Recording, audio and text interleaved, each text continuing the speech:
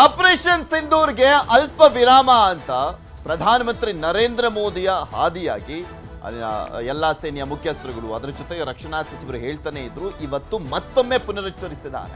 ನಿನ್ನೆ ಕಾಶ್ಮೀರದಿಂದ ಮಾತನಾಡಿದಂತ ರಾಜನಾಥ್ ಸಿಂಗ್ ಅವರು LOCಗೆ ಹೋಗಿದ್ರು. ಅಲ್ಲಿರುವಂತಹ ಸೇನೆಯ ಸೈನಿಕರನ್ನ ಮಾತನಾಡಿಸಿದ್ರು, ಅವರಿಗೆ ಧೈರ್ಯವನ್ನ ತುಂಬಿದ್ರು. ನಾವಿದ್ದೀವಿ ಅನ್ನುವಂಥದ್ರ ಬಗ್ಗೆ ಒಂದು ದೊಡ್ಡ ಸಂದೇಶವನ್ನ ರವಾನಿಸಲಾಗಿತ್ತು. ಇಂದು ಭುಜ್ ವಾಯುನೆಲೆಯಿಂದ ಮಾತನಾಡಿದ್ದಾರೆ.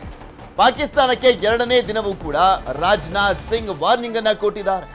ಭಯೋತ್ಪಾದನೆಯನ್ನ ನಿರ್ನಾಮ ಮಾಡುತ್ತೇವೆ ಅಂತ ಶಪಥವನ್ನ ಮಾಡಿದ್ದಾರೆ. ಭಯೋತ್ಪಾದನೆಯನ್ನ ಯಾವುದೇ ಕಾರಣಕ್ಕೂ ಸಹಿಸೋದಿಲ್ಲ ಅಂತ ಈಗಾಗಲೇ ಸಾಕಷ್ಟು ಬಾರಿ ಮಾತನಾಡಿದ್ರು. ಮತ್ತೊಮ್ಮೆ ಅದರ ಬಗ್ಗೆ ಪ್ರತಿಜ್ಞೆ ಮಾಡಲಾಗಿದೆ. ಉಗ್ರವಾದವನ್ನ ಸಂಪೂರ್ಣ ನಾಶ ಮಾಡ್ತೇವೆ ಅಂತ ಸಂದೇಶವನ್ನ ಕೊಟ್ಟರು. ಮೋದಿ ನೇತೃತ್ವದ ಸರ್ಕಾರ ದೊಡ್ಡ ಸಂಕಲ್ಪವನ್ನ ಮಾಡಿದೆ. ನಮ್ಮ ಆಪರೇಷನ್ ಸಿಂಧೂರ್ ಸಕ್ಸಸ್ ಆಗಿದೆ. ಆಪರೇಷನ್ ಸಿಂಧೂರ್ನಿಂದ ಹಿಂದೆ ಸರಿಯುವಂತ ಮಾತಿಲ್ಲ.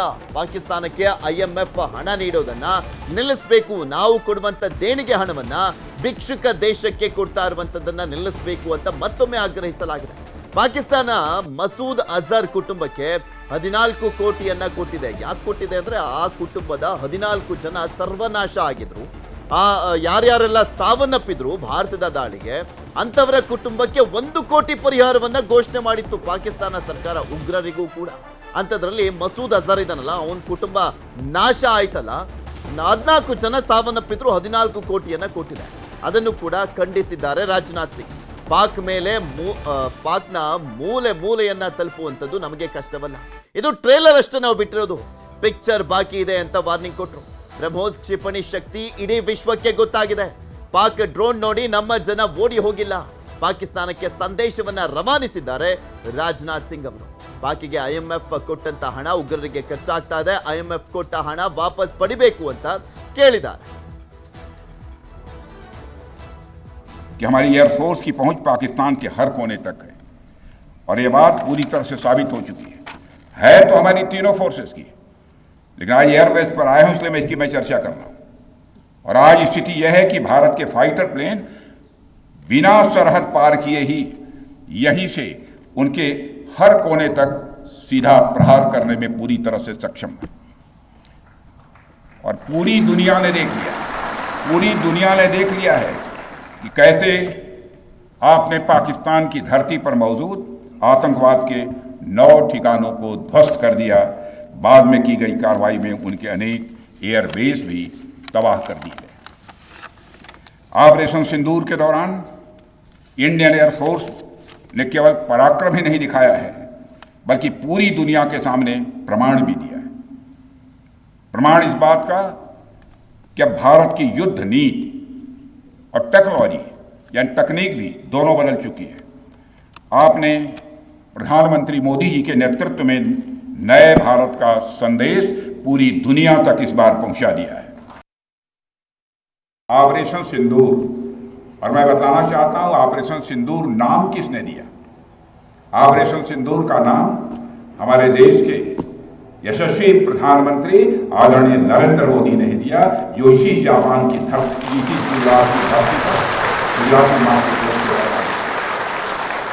और ऑपरेशन सिंदूर के दौरान जो कुछ भी आपने किया है, समस्त हिंदुस्तानियों को, चाहे वो भारत के रहने वाले हों अथवा दुनिया के दूसरे देशों में रहने वाले हों, सभी गौरवान्वित हुए हैं।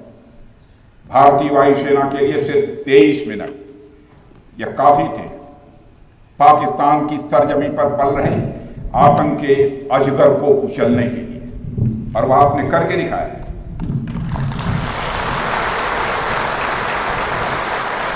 और मैं यह कहूं तो यह कहना गलत नहीं होगा, जितनी देर में लोग नाश्ता पानी निपटाते हैं उतनी देर में आपने दुश्मनों को निपटा दिया। यह संदेश है कि अब भारत केवल विदेशों से इंपोर्ट किए गए हथियारों और प्लेटफॉर्म्स पर ही निर्भर नहीं है, बल्कि भारत में बने अस्त्र और शस्त्र भी हमारी सैन्य शक्ति का अब हिस्सा बन चुके हैं। अब भारत में बने और भारतीय हथियारों से बने हथियार भी अचूक और अभेद्य हैं। यह पूरे विश्व ने देख लिया है। ब्रह्मोस मिसाइल की ताकत को तो पाकिस्तान ने खुद स्वीकार कर लिया है। हमारे देश में एक कहावत काफी पुरानी है और वह है दिन में तारे दिखना। मगर भारत में बनी ब्रह्मोस मिसाइल ने पाकिस्तान को रात के अंधेरे में दिन का उजाला दिखा दिया है। रात के अंधेरे में दिन का उजाला दिखा दिया है। भारत के जिस एयर डिफेंस सिस्टम की तारीफ हर तरफ हो रही है, उसमें डीआरडीओ द्वारा बनाए गए आकाश और अन्य राडार सिस्टम की जबरदस्त भूमिका रही है। साथियों, कई स्थानों पर हमारे नागरिक दुश्मन के ड्रोन आते देख भाग नहीं रहे थे, बल्कि हमारे एयर डिफेंस सिस्टम के हाथों उनको मार गिराने की वीडियो बना रहे थे। अब ड्रोन देखकर लोग भागने लगते हैं, लेकिन हमारे भारत के नागरिक वीडियो बना रहे थे। साथियों, आपने पाकिस्तान में मौजूद टेरर इंफ्रास्ट्रक्चर के खिलाफ प्रभावी कार्रवाई की है, मगर पाकिस्तान फिर से इस कोशिश में लग गया है कि ध्वस्त हुए आतंकी ढांचे को फिर से खड़ा किया जाए।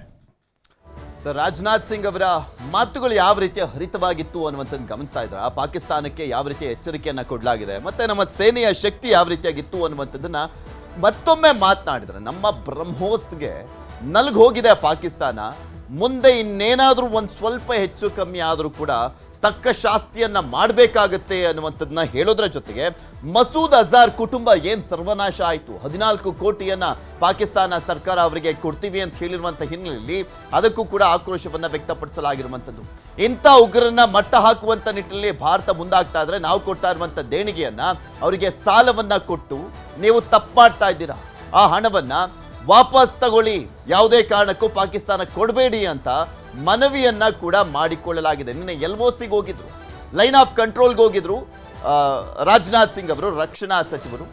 ಇವತ್ತು ಭುಜ್ಗೆ ಹೋಗಿ ಅಲ್ಲೂ ಕೂಡ ಮಾತನಾಡ್ತಾ ಪಾಕಿಗೆ ತಿರುಗೇಟನ್ನ ಕೊಡೋದಲ್ಲ, ನೋಡ್ಕೊಳ್ಳುವಂತೆ ಮಾತುಗಳನ್ನಾಡಿದ್ದಾರೆ. ಆಪರೇಷನ್ ಸಿಂಧೂರ್ ಇನ್ನೂ ನಿಂತಿಲ್ಲ, ಭಯೋತ್ಪಾದಕರ ವಿರುದ್ಧ ನಮ್ಮ ಸಮರ ಸಾಕ್ತಾನೆ ಇದೆ, ಮುಂದೆ ಅದು ಇನ್ನೂ ಕೂಡ ಕಂಟಿನ್ಯೂ ಆಗುತ್ತೆ, ಅದರ ಪರಿಣಾಮ ಇನ್ನೂ ಭೀಕರವಾಗಿರುತ್ತೆ ಅನ್ನುವಂಥ ಎಚ್ಚರಿಕೆಯನ್ನ ರವಾನಿಸಲಾಗಿದೆ.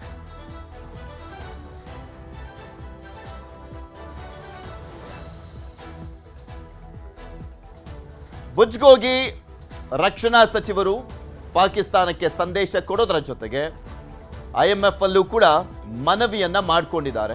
ಬಿಕಾಸ್ 8,500 ಕೋಟಿಯಷ್ಟು ಹಣವನ್ನ ಸಾಲದ ರೂಪದಲ್ಲಿ ಪಾಕಿಸ್ತಾನಕ್ಕೆ ಏನು ಕೊಡಲಾಗ್ತಾ ಇದೆ ಅದನ್ನ ಅವರು ಭಯೋತ್ಪಾದಕ ಚಟುವಟಿಕೆಗಳಿಗೆ, ಭಯೋತ್ಪಾದಕರಿಗೆ ಸಹಾಯವನ್ನ ಮಾಡುವಂತ ನಿಟ್ಟಿನಲ್ಲಿ ಬಳಸ್ತಾ ಇದ್ದಾರೆ ಅನ್ನುವಂಥ ಒಂದು ಆಕ್ರೋಶವನ್ನ ವ್ಯಕ್ತಪಡಿಸಲಾಯಿತು. ಬರೀ ಇಲ್ಲಿ ಹಣವನ್ನ ಕೊಡ್ತಾ ಇರುವಂಥದ್ದು ಮಾತ್ರ ಅಲ್ಲ, ಯಾವ್ಯಾವ ಉಗ್ರ ಸತ್ತಿದ್ದಾನೆ ಅವರಿಗೆ ಮನೆಯನ್ನ ಮರು ನಿರ್ಮಾಣ ಮಾಡಿಕೊಡುವಂತ ಕೆಲಸವನ್ನ ಪಾಕಿಸ್ತಾನ ಸರ್ಕಾರ ಮಾಡುತ್ತೆ ಅಂತ ಈಗ ಆಲ್ರೆಡಿ ಅಲ್ಲಿನ ಸರ್ಕಾರ ಘೋಷಣೆ ಮಾಡಿದೆ.